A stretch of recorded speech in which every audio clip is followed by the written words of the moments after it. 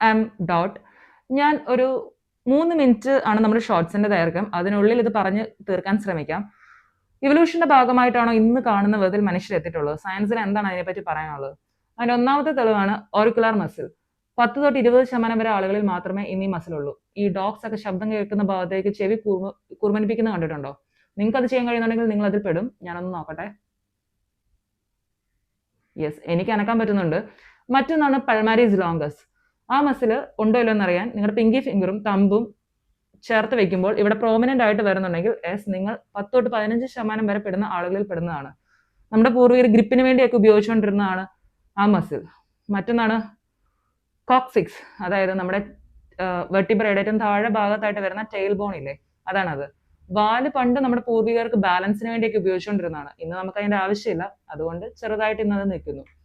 മറ്റൊന്നാണ് mail nipples, പുരുഷന്മാരിൽ കാണുന്ന നിപ്പിള്. അതുകൊണ്ട് ഇന്ന് യാതൊരു ഉപയോഗവും ഇല്ല, കാരണം ഇന്ന് ഇതൊരു ഡീഫോൾട്ട് ആയിട്ട് മാറിയിരിക്കുകയാണ്.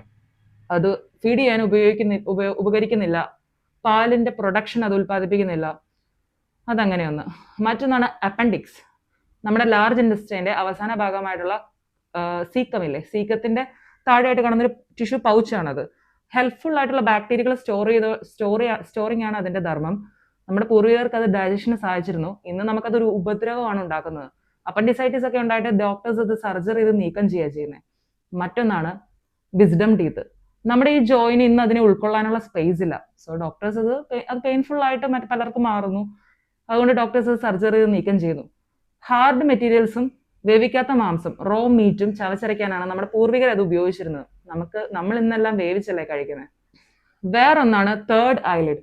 നമുക്ക് ഇന്നത് പരിണമിച്ച് ഈ ഭാഗത്തായിട്ട് ചെറിയ മസിൽസ് കാണുന്നില്ലേ, അങ്ങനെയായി മാറി. ഇന്നത് ഫാൽക്കണിലും പൂച്ചയിലും പട്ടിയിലും എല്ലാം ഉണ്ട് മൂന്നാമത്തെ ഐലിഡ്. മറ്റൊന്നാണ് ബോഡി ഹെയർ.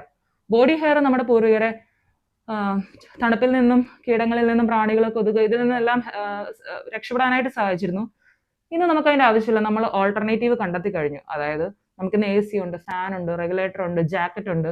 പക്ഷെ ഇന്ന് നമുക്ക് ബോഡി ഹെയർ ഉണ്ട്, കയ്യിലും കാലിലും ഒക്കെ. നമ്മൾ ഇന്ന് അതൊക്കെ ഷേവ് ചെയ്യുന്നു, വാക്സ് ചെയ്ത് കളയുന്നു. പക്ഷെ ഹെൽപ്ഫുൾ ആയിട്ടുള്ള ഒരു രോമമാണ് നമ്മുടെ ഈ പുരുകവും കൺപീലിയും. അത് പൊടിപടലങ്ങളിൽ നിന്ന് നമ്മളെ സഹായിക്കുന്നു, സൗന്ദര്യത്തിന് പുരുകം സഹായിക്കുന്നു. പക്ഷെ ഇപ്പോഴും ഉണ്ട്, ചെസ്റ്റിലും ബാക്കിലും ഒക്കെ പുരുഷന്മാർക്ക് ഇന്നും അധികമായിട്ടുണ്ട്. ഇനിയും പറയുകയാണെങ്കിൽ ഇവല്യൂഷന്റെ ഭാഗമായിട്ട് നമുക്ക് പലതും കാണാൻ സാധിക്കും. ഒരുപാട് മസിൽസ് ഒക്കെ ഇനിയും ഉണ്ട് ഈ ഫിംഗേഴ്സിലായിട്ട് കാണുന്നത്.